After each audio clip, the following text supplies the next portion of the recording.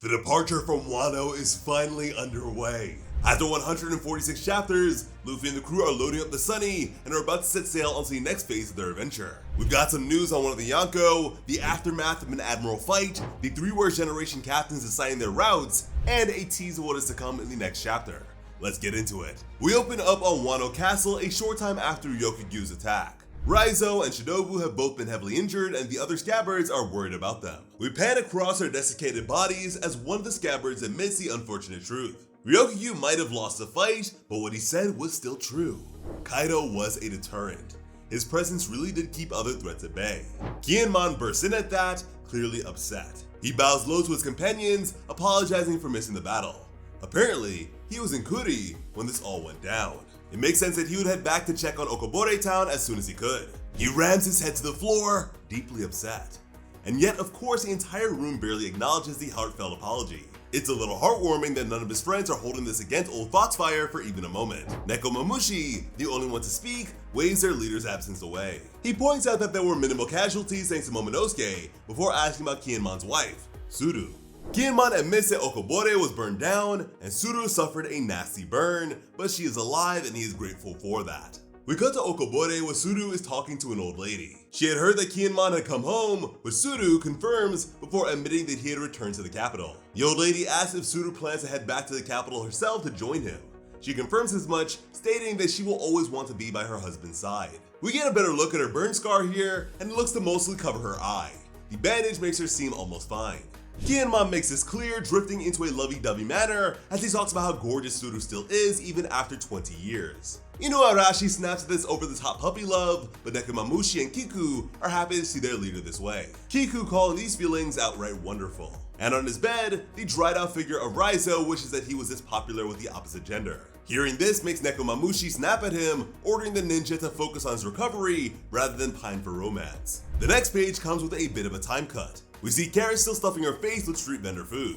She has been summoned away from the festival by Nekomamushi and Inuarashi, who have decided this is the right time to tell the carefree mink some big news. Namely, that she is a new ruler of the Mokomo Dukedom.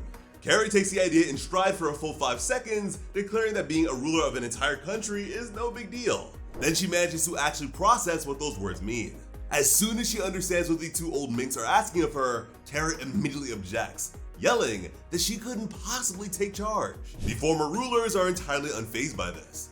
Inuarashi explains that the two have decided to stay in Wano for now, serving as retainers and bodyguards for Momonosuke.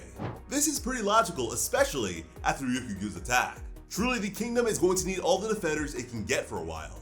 Nekomamushi is happy to talk up his faith in Carrot, saying that she has grown very dependable on her adventures with Luffy and the others. As far as the two old rulers are concerned, Carrot's absolutely got what it takes to lead the next generation. That said, Carrot herself isn't buying it just yet. She points out that there are other minks who are far stronger than she is. The musketeers then chime in to confirm that yes, they are stronger, and that doesn't change this decision. They will protect Zoe for Carrot. Wanda says that she will be there for her too, agreeing that the old dukes made the right decision. And she gives the final reason for this decision: the fact that Carrot carries Pedro's will forward more than any other mink. And there is definitely truth to this. Pedro died with the belief that Luffy and his friends would usher in a new world. Carrot was the one mink who heard those words and witnessed his sacrifice firsthand. She would be the best choice to try and help make that new world a reality. And listen, while some Carrot fans have been hoping for her to become a Straw Hat, this is a strong end for her travels with Luffy and the gang. She leaves the Straw Hat side to take up a position of responsibility and importance. This is a big responsibility and certainly reminds me of Vivi's dedication to the people of Arabasta. And quite honestly, I'm probably more excited for what Carrot can do for her people as opposed to being a Straw Hat, but maybe that's just me. Either way, they could have both been cool, but I like this outcome. Nekomamushi is left with the final words for the scene, proudly proclaiming that they are leaving Zoe to the youth. From there, we move to a Kozuki clan reunion. Sukiyaki, despite his prior sentiments, has revealed himself to Momonosuke, Hiyori, and the Red Scabbards off-panel. Momo and Hiyori are naturally overjoyed to learn that their grandfather is still alive. Sukiyaki apologizes for having kept this from them for so long, but neither one of the siblings cares about that. Both are just so overjoyed to find out they still have a living family. Noticing the lack of surprise from the retainers, Sukiyaki guesses that the Red Scabbards had deduced his identity in advance. None of them deny it. Kawamatsu points out that his wearing a Tengu mask away from a festival was more than a little suspicious, so they knew he was no ordinary swordsmith. It can't have been hard for the scabbers to guess his deal.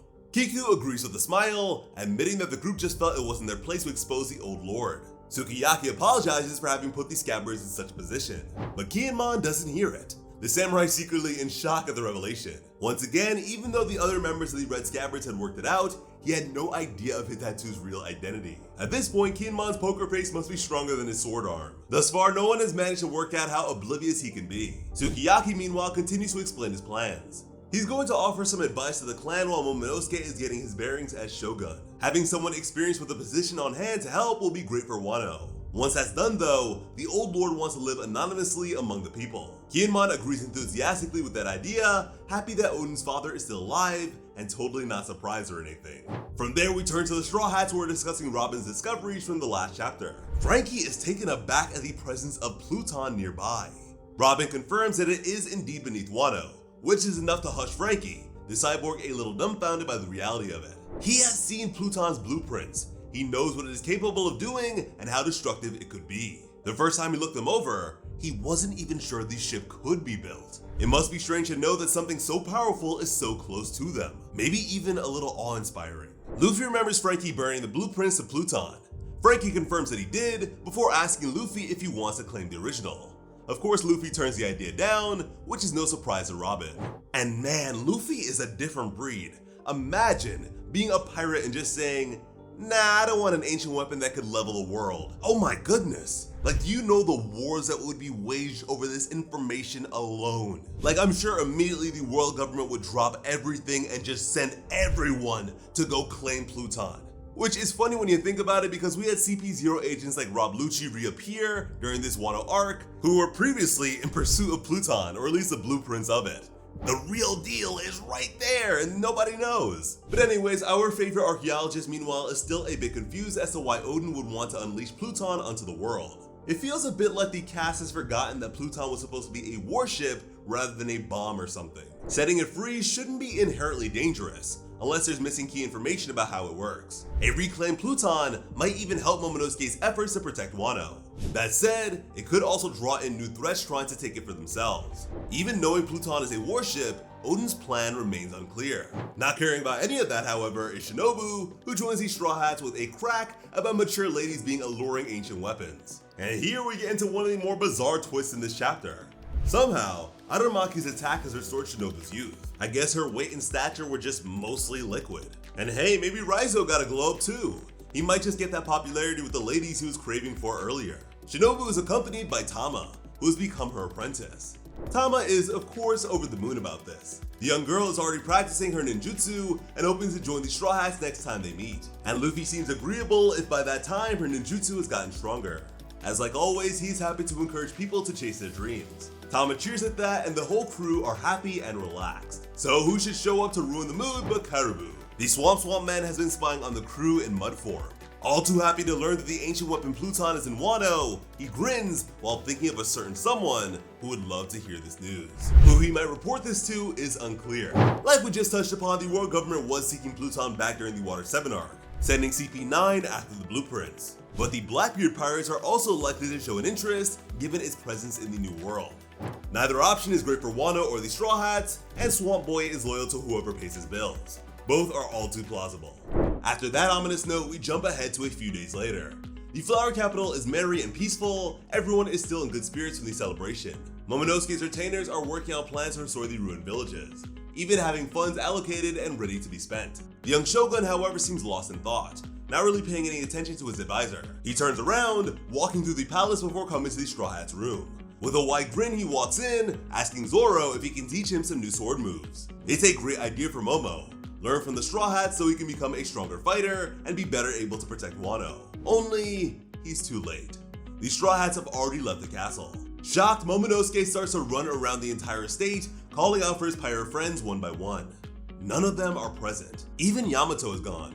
And don't think we don't see that you went to the hot springs, Momonosuke. Yeah, I think you had too much fun last time. Finally, Momonosuke finds Hiyori and Toko playing the shamisen together. Asking them what's happened to Luffy and the gang, Hiyori confirms that the Straw Hats had left much earlier. Everyone apparently said farewell to them that morning. Toko mentions the castle feels lonely without them. Momo is shocked. No one seemingly told him that the Straw Hats were leaving. Kiyomon enters the room then, looking for Momonosuke. The young shogun tries to explain the situation, but the samurai preempts him. He is seemingly in the same boat. The other Red Scabbards were told about the Straw Hats leaving, but he was left out. Luffy's crew avoid telling the two of them specifically that they were leaving, which is a move from the Straw Hats that again reminds me of Arabasta. They did the same thing to Vivi. Goodbyes can be really hard, and those two were definitely with the crew for a very long time. Before the pair can work out why they were excluded, we cut over to Tokage Port, where the now dissolved Pirate Alliance are debating how to leave. Law suggests Luffy simply pick a different day to head out, since they are now all rivals again. Luffy turns this down flat, insisting that they decided to leave today. Kid suggests that at least they should each pick a different course if they are all leaving at the same time. And that makes total sense. No risk of running into one another, and you give everyone some breathing room, rather than just being at each other's throats right away. Kid holds out the pose. It shows 3 routes: east, southeast, and northeast. He asks his fellow captains to each pick one. Law goes with northeast, while Kid and Luffy both opt for the middle one. Snickering at his rivals, Law points out that the northeast route is the most direct course down the Grand Line. Kid and Luffy draw lots over who gets to use the east route, with Kid victorious. Thanks to this drawing, Luffy's next voyage will not take him further down the Grand Line. The southeast course will technically take him in the direction of the Calm Belt instead. With the road poneglyphs, that is a bit less of a concern than before, but it is still easy to feel Luffy's frustration. The Straw Hat crew are now literally moving sideways. And hey man, the easiest route is not always the best route or the most fruitful, so you never know what might happen. Luffy angrily declares that as an emperor, he should be the best at drawing lots. This questionable logic is enough to annoy Kid, who complains about the arrogance of the Yonko. That said, the one that annoys him most is apparently not Luffy. Instead, he shares a flyer with the other 2 captains, introducing us to the strangest One Piece reveal we have seen in a while. The Cross Guild, an alliance between Buggy the Bombastic Clown, Sir Crocodile, and Dracula Mihawk. And apparently, they have put out flyers to celebrate. Luffy is pretty surprised to see this. Zoro is openly skeptical about Hawkeye's involvement, pointing out that it doesn't fit with what he's seen of him. Mihawk has never been motivated by normal pirate concerns. Law remarks that if he's capable of commanding such powerful figures, Buggy is clearly a worthy new emperor. Luffy, surprisingly grounded, stands by the fact that Buggy is just a moron. He's got no idea what the heck could have happened to bring this group together. Kid offers something of an explanation, however. Apparently, the Cross Guild has begun issuing bounties on Marines. Turning the tables on the Navy makes it clear why Buggy is now considered a major power, though it's anyone's guess how the Cross Guild was able to fund that. And man, you gotta love that boy Buggy. He really flipped the script on these Marine dogs and is hunting them like wild animals. Crazy. Because I mean, if you just flip that to real life, you can see easily how badass of a move that is. That is crazy dangerous. There is a lot to look forward to seeing in One Piece right now, but I need that cutaway to Buggy and the crew. I need to see this new gang, this Cross Guild in action. But bringing the crew back to their preparations, Kid checks that they are all ready to go. He is not down for any more complaints from Luffy. Before the 3 crews go their separate ways, however, Law throws some paper on the ground next to Killer. When asked, he confirms that it is a copy of Kaido's road poneglyph, claiming it wouldn't be sporting to hold it back from the Kid Pirates. Killer studies it, confirming the copy is just like the one they took from a Big Mom commander. And man, someone really should have told Brook that a random Big Mom commander was holding a copy of the poneglyph. That would have saved him some serious trouble. Anyway, that puts the Kid Pirates at 2 out of 4 road poneglyphs. They may in fact be even with Law at this point. It's unclear if he got the information on the whole K poneglyph from Luffy's crew. That would leave him with Zoe and Wano, placing both the Kid and Heart Pirates behind the Straw Hats. Either way, Killer is happy with how well they're doing, though that may be the smile fruit talking. He notes that if they want to stay ahead in the hunt for the One Piece, they should start getting serious about that guy. Kid seems surprised that Killer wants to go after this person, identifying him as the man marked by flames, and claiming they've got no leads on how to find him. This is a very strange description. Could this man be someone with a burn scar, or might Kid be referring to something more metaphorical about them? It's hard to think of someone more clearly marked by flames than Sabo or Luffy, who still bears a prominent scar on his chest. Luffy, however, has no idea what Kid is talking about. This topic gets a surprisingly dark look from Law, which Robin seems to notice. Kid meanwhile is overjoyed that he is ahead of Luffy on something else, proceeding to rub the other captain's ignorance in his face. In no time, he is laughing at the top of his lungs about it. And so yeah, there is no chance of these Straw Hats getting a straight answer out of either of these two. Or Oda for that matter. This man just continues to add question marks on everything. We get an answer, and we get 10 more questions. But yeah, while Kid is still chuckling away, we head back to the Flower Capital, where Kinemon and Momonosuke are continuing to search the palace. Having given up on the Straw Hats, this time they started calling out to Yamato. Surprisingly, Kaido's son responds, confirming that they are still here, simply out on the roof. The viewpoint pulls out to see Yamato standing proud on the highest roof of the palace, right above the Flower Capital. Yamato declares loudly that they are about to head off to join Luffy and the gang, and it is finally time for them to live like Odin did. Our favorite bruiser will have some serious ground to cover if they want to reach the Sunny before it leaves. After all, the Flower Capital is an entire province away from Tokage Port. But hey, if anyone can do it, it would be Yamato. Right now, we are gearing up for a dramatic departure from Wano, with 3 ships leaving at the same time, as well as Yamato making a desperate run to finally ask to join the Straw Hats. Will Yamato make it in time? Will Kinemon and Momo get their own chance to say goodbye? Feel free to share your thoughts in the comments section down below. As always, I'm Slice of Otaku. Thank you all so much for watching and have an awesome day. I love you.